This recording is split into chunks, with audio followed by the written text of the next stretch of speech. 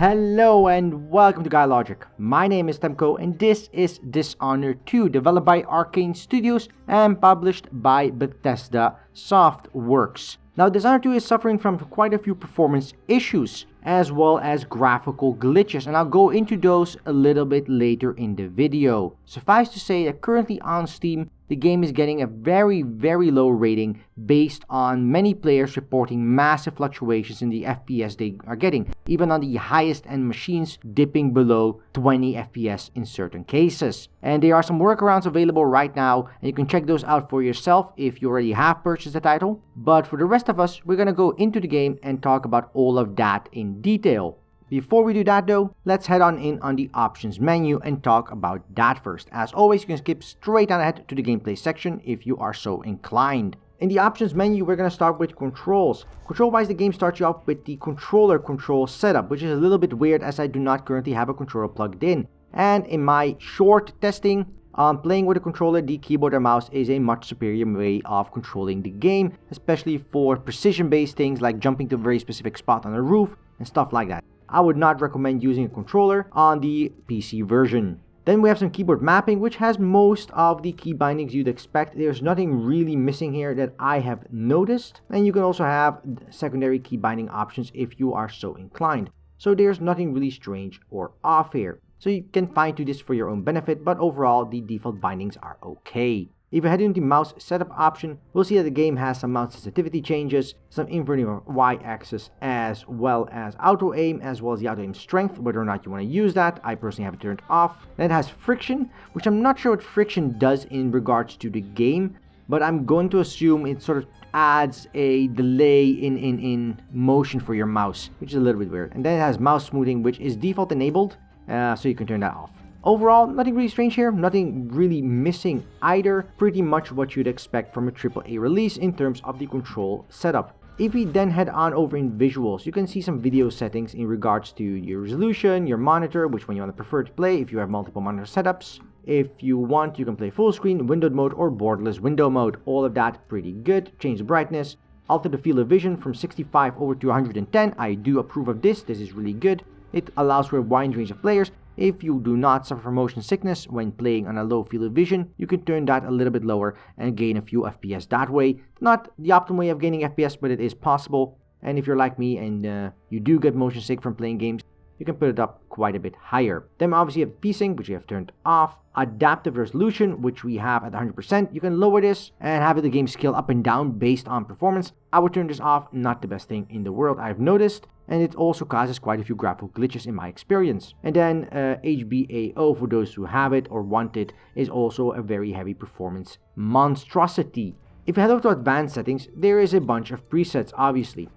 And basically, there is nothing really missing here. And the point is that the one thing I feel is annoying is that anti-aliasing has TXAA once only. You do have bloom, depth of field, and stuff like that. There's no colorblind mode, which is definitely a shame for this game. And that is really it. Now you can also turn on and off shadows and stuff like that. But overall, the options menu is pretty damn complete. No complaints here at all. Lastly, if we head over to the audio menu, you'll see that there's headphones on or off. I'm using headphones when playing, so I have this turned on. And then a bunch of sliders for the various volumes, as well as subtitles for various dialogue.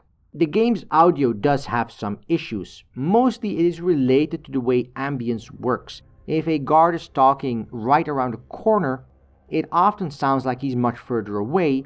And sometimes you'll even get the idea that you'll be hearing guards a floor above or behind a wall that are as audible as if they were standing in front of you. I'm not sure if it's ambient occlusion, if it's sound occlusion. There's something really strange going on with the audio. And a game that is all about the verticality of going up and down levels and around levels in creative ways. Having the ability to sense and hear enemies wherever they are and what they're doing in relation to where you're standing, crouching, sitting, stealthing, and hanging is important, and that is one of the many issues that this game suffers from in terms of visual and audio fidelity. But if we wrap up with the gameplay segment, there is some options you can change as well.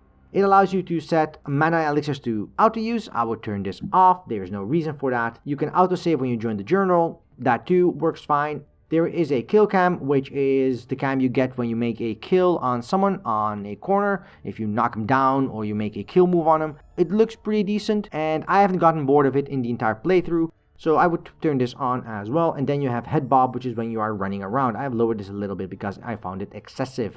Then we have some changes for your display. Now this is really good. You can change around everything you want displayed. So if you want a pure stealth gameplay experience, you even have the option of turning off your shadow jumping, casting, slashing, demonizing abilities. And all these other options allow you to change notifications, allow you to change the crosshair method, allow you to change health bars, interactions, notifications, pickups, contextual items, highlighting, quest awareness maps, and markers, everything.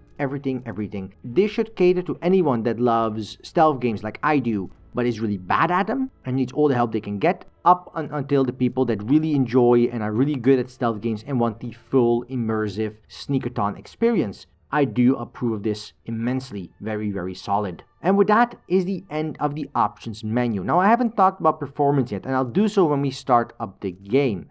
Now I have played the game with Emily, and what I'll be showing you is about the first 20 or 25 minutes of the campaign as Corvo. I will have cut out all the cutscenes as best I can without disrupting continuity of gameplay. So spoilers should be minimal, but keep in mind this is the first part of the game, so you will have some spoilers. So with that, let's go ahead and dive in and talk about PC performance and all the other stuff the game does right. So what you're looking at is about the first 20 or so minutes of the game played from the perspective of Corvo. I have skipped all the cutscenes leading up to this, which is about 5 to 10 minutes of cutscenes that explain the story and what has happened in the interim, as this occurs about 15 years after Dishonored 1. Now, if you've played Dishonored 1, you'll immediately be attracted to the art style that hasn't really changed but has gotten a facelift in terms of visual fidelity as well as graphical clarity. The art style of Dishonored was always this very cool steampunk-esque world, but the faces of characters were always a little bit weird and strange, and the various animations were always over the top and a little bit weird to look at. Now, the game didn't go into that uncanny valley that so many games reside in. The game was different enough that it still had its own unique characteristics, and nothing felt really out of place. Now for Dishonored 2, what they've done, they've tried upgrading the engine a little bit, tried to get some more visual fidelity out of it, and added some fancy new technology to the game to allow for maximum visual impact. Where they both succeeded and failed in this regard is the fact that the game has quite a few graphical glitches and issues. Shader rendering often goes wrong, various character animations will clip through, characters for example sitting or standing or interacting with each other, much more so than the previous game, will sometimes do these weird glitchy movements. Taking down an enemy or killing an enemy will result in this twitching mess of a pile of ragdolls. It's a little bit annoying, but not fundamentally wrong. It just seems a little unpolished, as if the game had had a couple of weeks or months extra in the development room to iron out a variety of these last visual issues on a large range of systems. The game would have had a much cleaner visual fidelity. Whereas now, sometimes you're not sure if the spot you're jumping to is the edge, or if it's not, or if the guy from the shadows can see you or not. There's all these little annoyances in terms of visual rendering. And the game looks visually quite stunning, especially on PC, and if you can keep a solid FPS, the game looks absolutely beautiful. The large vistas are clean and concise, and indoor buildings have this awesome indoor feel with cabinets having this nice coloring, lightning effects, changing the color of wood and the color of effects enough so you know you are indoors and not just in sunlight. It is really good, and the various changes in tone, in architecture, in building materials, all of that is absolutely stunning.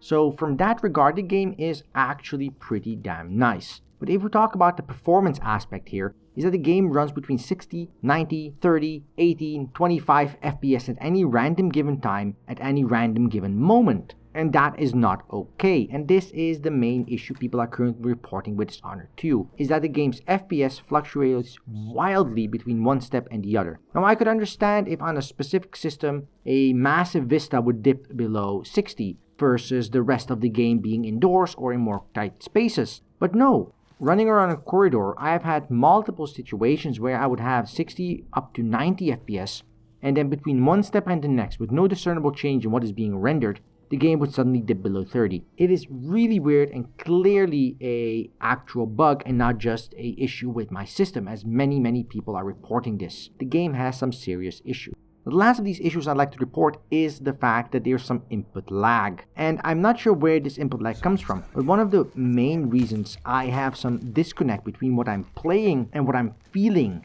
in the game and what I'm seeing being responded to is the game always feels a little bit sluggish. It just feels a little bit laggy, and for a single player game that should just not be the case at all ever. So I'm not sure what is going on there, whether it's related to the render issues or to the FPS issues or it's a separate problem altogether. There are some issues here. So these things do drag the game down a little bit. And if we take along the audio, which I mentioned previously, with ambient sounds being really strange and buggy, with certain guards sounding as if they're right next to you when they could be 2 doors away, and sometimes not sounding at all as if they're close while you're basically on top of them, that too is not okay and does break some of the gameplay aspects of the game. It makes the game more difficult in certain situations simply due to the fact that you can't trust the audio cues you're getting, and on the other hand, it makes the game less enjoyable because between one step and the next, you suddenly have massive stuttering in your gameplay. Not okay. But if you take away from the technical side of things, the game does look pretty damn great. Moving away from that, let's talk a little bit about the gameplay aspect, because that's really what it boils down to. The levels in Dishonored 2 offer a large amount of verticality. This means that every level has various levels they play at. So ground floors, dungeons, second levels, on the rooftops, around ledges, on the outside of buildings. It allows you to move between various levels quite easily using the various jump mechanics, stairs, or just sliding down or using your magical ability to jump from A to B. And that is as fun as it was in Dishonored 1.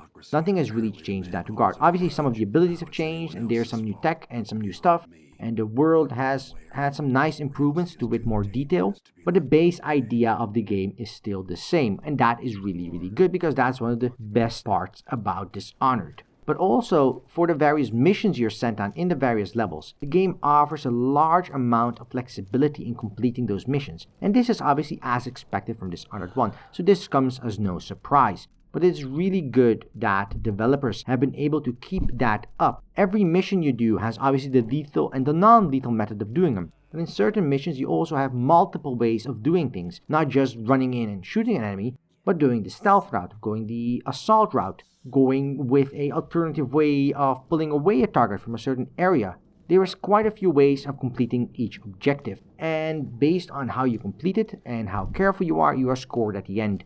Based on whether or not you were stealthy, based on whether or not you were killing lots of enemies, how often you were detected, various things like that, and that increases or lowers your chaos rating. And depending on the chaos rating, you get either the good or the bad ending in the game. Now, where Dishonored 1 suffered from a little bit was that the game was very dual. Either you went with full mass murderer psychopath, or you went with very happy, lenient, non-lethal man mode. Either very chaotic or not chaotic at all, and there was no real middle ground, where you could just meander through and kill some people but not kill others and gain a tangible benefit for doing so. The same still really applies for Dishonored 2, and that is not something I think this series will ever shed. But within the confines of this limitation, the game does a tremendously good job of translating various ways of doing objectives to you. This also ties into the two main protagonists. You can either play as Emily or as Corvo. Now, Corvo you're familiar with, which is the same protagonist as the previous game, with the same about abilities he had previously. Whereas Emily is a new protagonist, which is the little girl you used to rescue, who is now Empress, who you can also play as, and she has slightly different abilities that also do some slightly different things. One of the main things I like about the way Emily does things is that where Corvo just has the jump ability, goes from A to B, Emily has a sort of shadow-like lasso where she pulls herself to the target she landed, and she has some momentum left if she does so while on the move.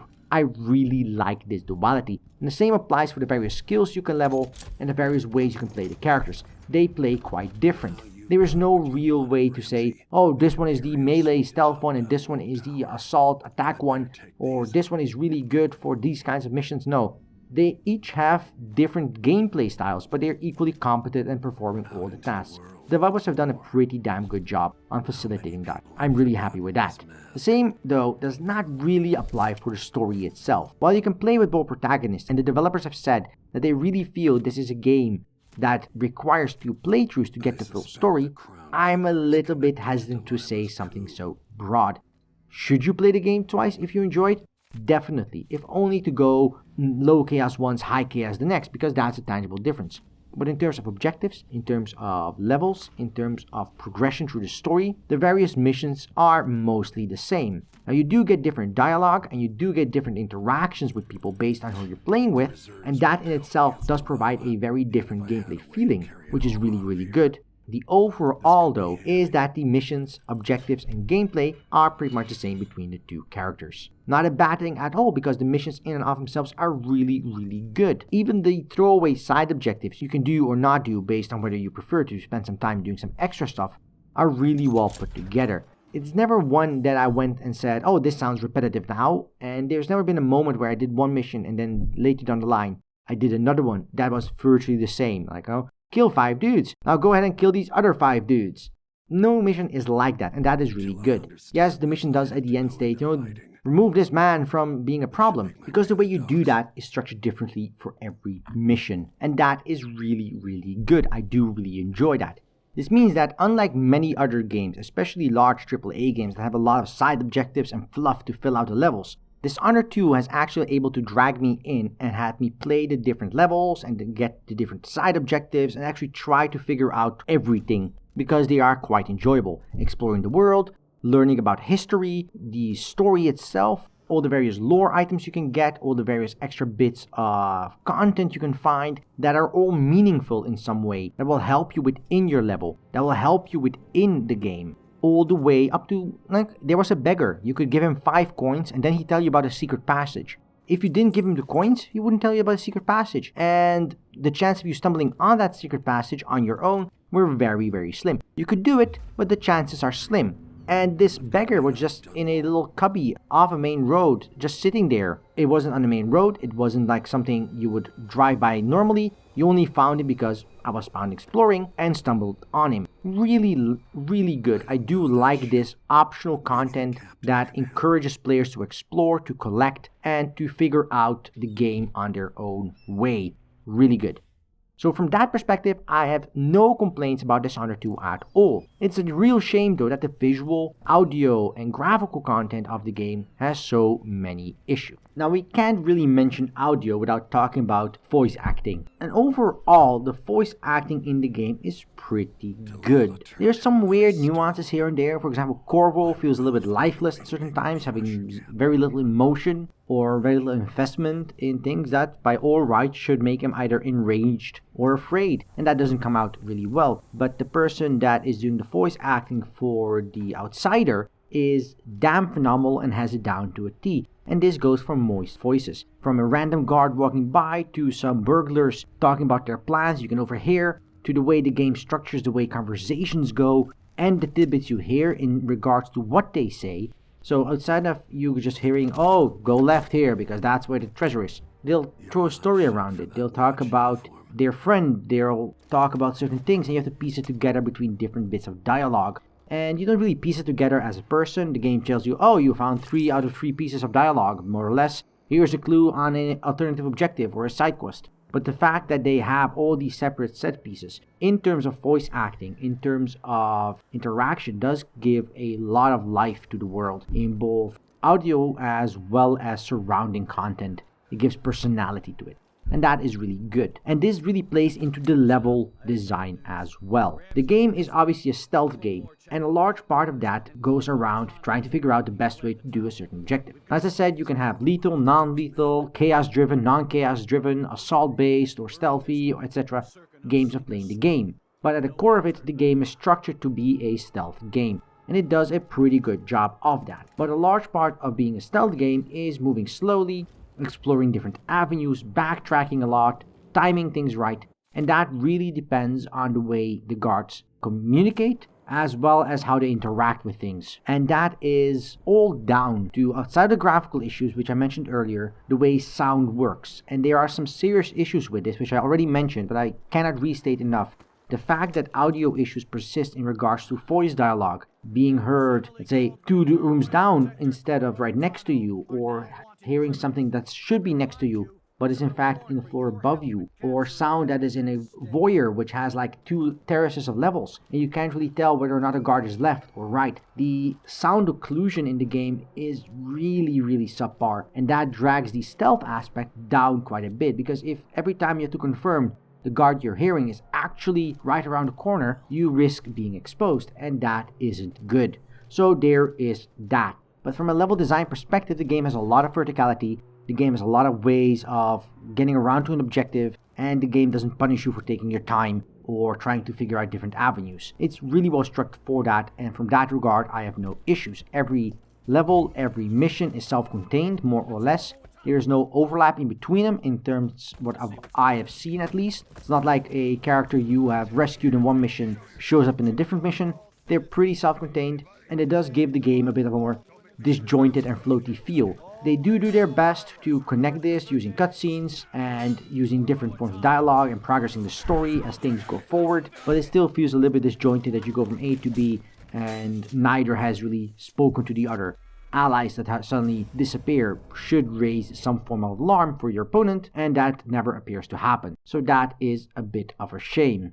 Now, this is not any different than it was in Dishonored 1. So this is not a new thing, and it's not exactly a criticism, just something I would have preferred they did a little bit better. Now, bringing everything together, what it means that Dishonored 2 is a very solid stealth action game, where you can choose to be very stealthy, choose to be very actiony, that has different variances of game styles based on the character you're playing, and allows for a different feel of the game you're playing based on which protagonist you choose. Isn't different in terms of the content, in so much as the objectives and the levels and stuff like that is still the same, but it feels very different because of the dialogue and interactions you have with various characters, and that is pretty good. But the game is severely dragged down by the various technical issues and the severe issues I have with Unknown Things, the way sound works. That is a damn shame and a reason enough to hold off on purchasing the title. So if you enjoyed Dishonored 1, Dishonored 2 is much more of the same, more fleshed out with more ideas, more content, more detail, more world, and more of the same unique gameplay you already know and are familiar with. Overall, no complaints at all. But Dishonored 2 does suffer from being rushed out the door and having some severe technical issues. And I would suggest waiting on a patch or two to see how those things turn out in the next couple of weeks before purchasing the title. But if you are interested in Dishonored 2, you can check it out on Steam. It came out on November the 11th for the regular AAA price of $60 or your regional equivalent. So thank you for watching. If you liked this video, press the like button below. If you didn't like this video, there's a dislike button for exactly that purpose, and leave a comment. Tell us what you liked, tell us what you didn't like. We want to hear back from all of you. And if you want to see more content like this on the channel, just press that subscribe button down below and we will deliver. And until then, I wish you a good day, and until next time, right here on GuyLogic.